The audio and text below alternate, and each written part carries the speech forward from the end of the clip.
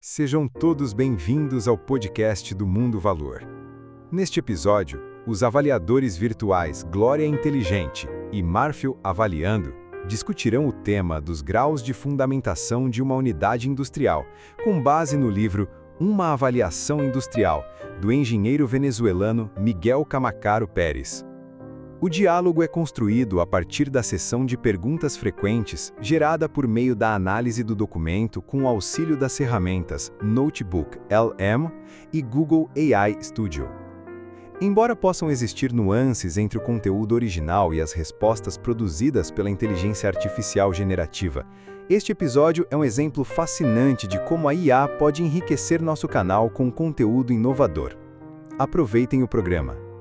Olá, eu sou Glória Inteligente. Bem-vindo novamente a mais um episódio Marfil Avaliando. Hoje vamos falar dos graus de fundamentação de uma unidade industrial. Eu quero te fazer várias perguntas sobre o tema tão importante para os avaliadores. A primeira pergunta é: quais são as principais normas internacionais e brasileiras que servem de base para a avaliação industrial e por que elas são importantes? A avaliação industrial baseia-se fortemente nas normas internacionais de avaliação, IVS, do IVSC, que são eficazes a partir de 31 de janeiro de 2025, mas já são aplicáveis em 2024. Destacam-se as IVS 100, Estrutura da Avaliação, 101, Abordagens de Avaliação, 102, Bases de Valor, 103, Métodos de Avaliação, 104, Dados e Insumos, 105, Modelagem da Avaliação e 106, Documentação e Relatórios. Além disso, a norma brasileira NBR 14.653-1, Procedimentos Gerais, é considerada essencial por estabelecer procedimentos gerais que auxiliam na compreensão de normas futuras e específicas, como a NBR 14.653-5, que trata especificamente da avaliação de máquinas, equipamentos, instalações e bens industriais. Essas normas são cruciais para garantir que os ativos sejam valorizados de maneira precisa e consistente, contribuindo para uma gestão financeira sólida e tomada de decisões eficaz.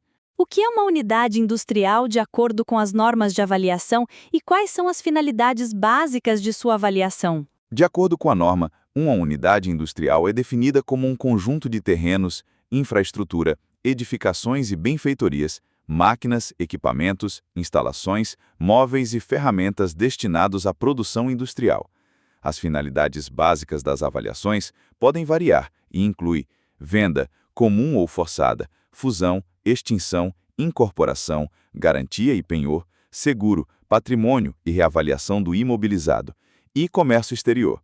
Cada finalidade orienta o avaliador na determinação do valor apropriado, como o valor de mercado para fins de compra e venda, que representa o valor provável de um bem isolado em seu estado atual no mercado.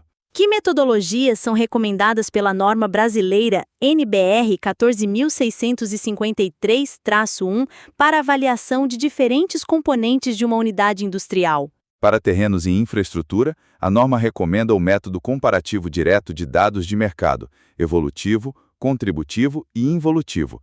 Para edificações e benfeitorias, sugere-se o método evolutivo, baseado em custos diretos e quantificação. Para máquinas, equipamentos, instalações, móveis e ferramentas, são indicados o método comparativo de dados de mercado e o método do custo de reposição ou substituição. É crucial que o avaliador escolha a metodologia mais adequada à finalidade da avaliação e às características do bem avaliado. O que significam graus de fundamentação e graus de precisão em uma avaliação e como eles são determinados? O grau de fundamentação refere-se ao nível de suporte e respaldo que o avaliador tem em seu relatório para justificar o valor atribuído, garantindo a satisfação do cliente com a informação fornecida. É determinado por uma pontuação baseada em vários critérios, como a completude das características do imóvel, a identificação dos dados de mercado, a ausência de extrapolação e a significância estatística dos regressores no caso de modelos de regressão. Quanto maior a pontuação, maior o grau de fundamentação, grau 1, 2 ou 3, sendo 3 o mais alto. O grau de precisão, por outro lado, depende exclusivamente das características do mercado e da amostra coletada. Geralmente, é utilizado em métodos que envolvem análise de regressão ou tratamento por fatores e é expresso por intervalos de confiança. A amplitude do intervalo de confiança define a precisão. Quanto menor o intervalo, maior a precisão. Se a precisão for superior a 50%, a norma exige uma justificativa baseada no diagnóstico de mercado para que o relatório não seja considerado apenas uma opinião técnica. Como a qualidade da informação e a análise dos dados impactam o grau de fundamentação de uma avaliação? A qualidade da informação e a análise dos dados são fundamentais para alcançar um alto grau de fundamentação. Por exemplo, no método comparativo direto de dados de mercado, para atingir o grau 3, o relatório deve incluir informações completas sobre todas as variáveis analisadas do imóvel, a quantidade mínima de dados de mercado exigida, 6K+1, onde cai o número de variáveis independentes, identificação completa das fontes de informação e endereços dos dados de mercado utilizados e uma análise coerente do comportamento das variáveis. A ausência de extrapolação e a significância estatística dos regressores também são cruciais para um alto grau. Avaliadores devem manter bases de dados robustas para facilitar a identificação e utilização de dados relevantes. Existe alguma relação entre os graus de fundamentação do relatório de avaliação e o valor dos honorários do avaliador? Segundo a especialista, a norma brasileira NBR 14.653-2 e NBR 14.653-5 não estabelecem uma relação direta entre o grau de fundamentação e o valor dos honorários. No entanto, o ChatGPT, em uma consulta, sugere que há uma correlação, indicando que relatórios com maior grau de fundamentação, grau 3, por exemplo, exigem maior detalhamento, análise e documentação, o que, por sua vez, demanda mais tempo e esforço do avaliador, resultando em honorários mais elevados.